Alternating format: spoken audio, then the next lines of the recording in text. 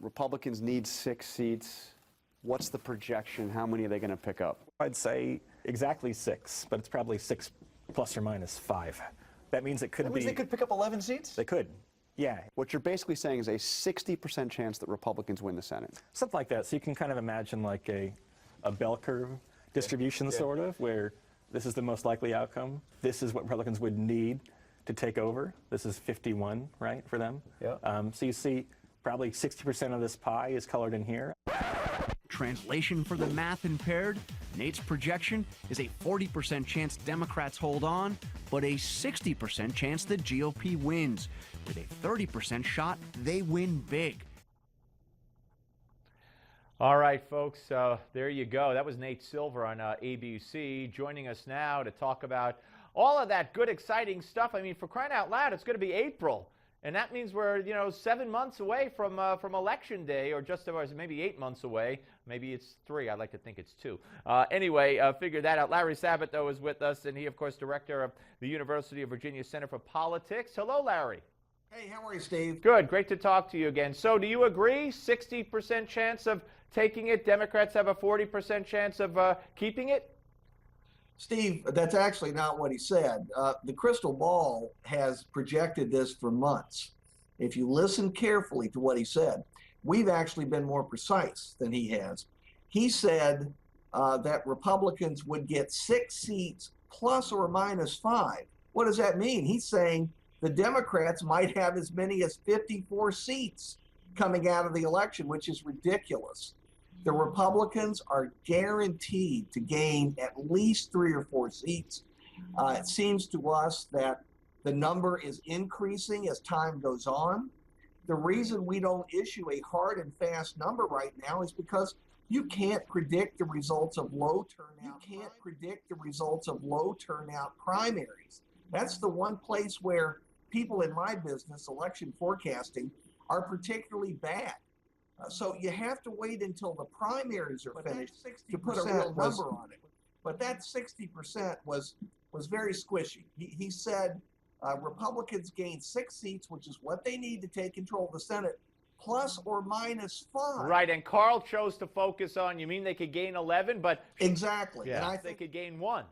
Exactly. Yeah. And I think that's a ridiculously large range. It is just not justified by what we see. It's going to be a good Republican year. The question is it going to be a great Republican year? And there's no forecaster on earth who can tell you that precisely right now. It was the more I think of it, that was 60% or whatever, the 6 plus or minus 5 is kind of like your typical weather forecast. and you should know how relevant that is to me today. The weather forecasters here in Charlottesville said we'd get a dusting of snow. Well, we've gotten many inches, and it's still snowing hard, Oh, no. and we're snowed in once again. No, don't say that, because they're saying New York and where I live in Jersey is going to get a dusting, and it's going to be Long Island and New York that gets 3 to 6. I hope this isn't a portent of things to come. All right, let's talk about state by state.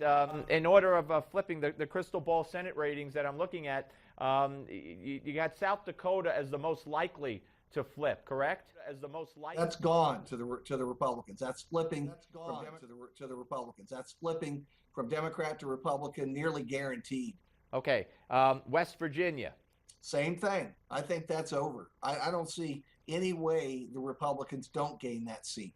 All right, then we Montana with Baucus headed to China, and Steve Bullock, the appointed John Walsh, his former lieutenant governor, to the Senate seat, and now you got, of course, the Republican challenger.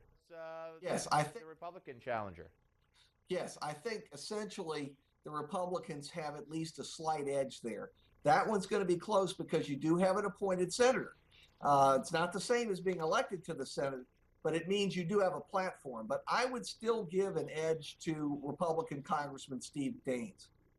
All right, so far that's 3 out of 3. Now in Arkansas, I got to tell you, I mean, but that interview that Mark Pryor gave, where he took Congressman Cotton to task for thinking he was entitled to the Senate seat because he served in the military, and that's not how it works. And he had a chance to take it back, and instead he doubled down on that.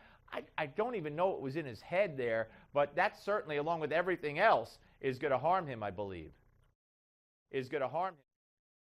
Well, the key thing in Arkansas is President Obama's popularity is low to mid-30s. I just don't see how Senator Pryor survives. So we're betting on Congressman Tom Cotton, the Republican, to take that seat. That would be the fourth one. And you're going with Kay Hagan in North Carolina? We still regard that as a toss-up. We're not calling that either way, but we will before Election Day. Steve, just to get a plug-in for the crystal ball, we're the only election shop that calls every single race, Senate, governor, and even House. Most people don't call House at all, or they leave several dozen toss-ups on the table. Now, it means we're wrong in some cases, but we believe we owe people our best judgment. Right now, we're undecided on North Carolina. We will certainly call it after the Republican primary. All 14, but I guess Alaska, Louisiana, Michigan, and Iowa, and then Colorado round out your top 10. Again, in order of chances for Republican victories, correct? That is correct, and look, the order will shift a little bit again. Depending on who's nominated and the stupid things that candidates say in both parties. There's no way to stop that or to know it in advance. But Steve, we can tell what the drift is in this election. We've said it for months. We started saying it after November. It's really just a question, as I said, of whether this is a good Republican year or a great Republican year. What about Kentucky? What's the deal with McConnell? Mitch McConnell, he took to the stage with that gun at CPAC. How much trouble do you believe he's in? Less than you would believe from reading the headlines. Again, we may have egg all over our face, Steve, once the election's over, but we have bet on McConnell to win the primary handily against Matt Bevin, and we believe he will defeat the Democratic nominee, Allison Lundergan Grimes, again, mainly because in the general, President Obama is in the mid-30s in Kentucky. How do you get a Democrat elected against a Republican incumbent when the leader of the Democratic Party is in the mid-30s? I believe the Florida election was a couple of weeks ago. Well, I don't believe in bellwethers. So by the way, we got that wrong. We thought that the Democrat, Alex Sink, would win that election because if you looked at the factors that we plug into our models, she should have won a narrow victory. The fact that she didn't is good news for Republicans. But don't think that an election in the winter in one district in Florida is a bellwether. It's ridiculous. There's a long way to go before November. And I would assume some of those factors, I don't know, name recognition, money, and also people who come out, they had Clinton there, Bill Clinton, and they had Joe Biden there. Any of those factors that you plugged in and considered?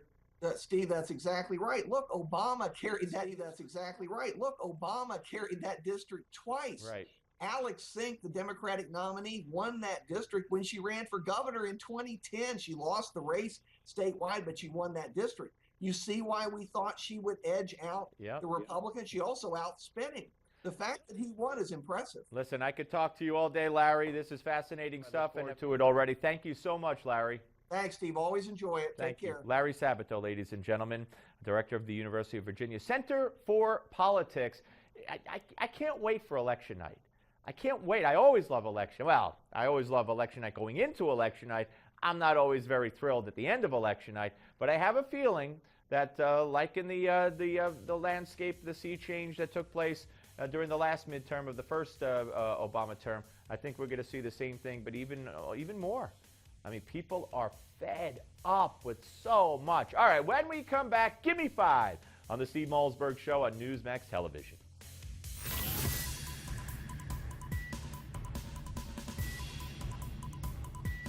We don't just talk about the news, we talk to those making news. This is the Steve Malzberg Show.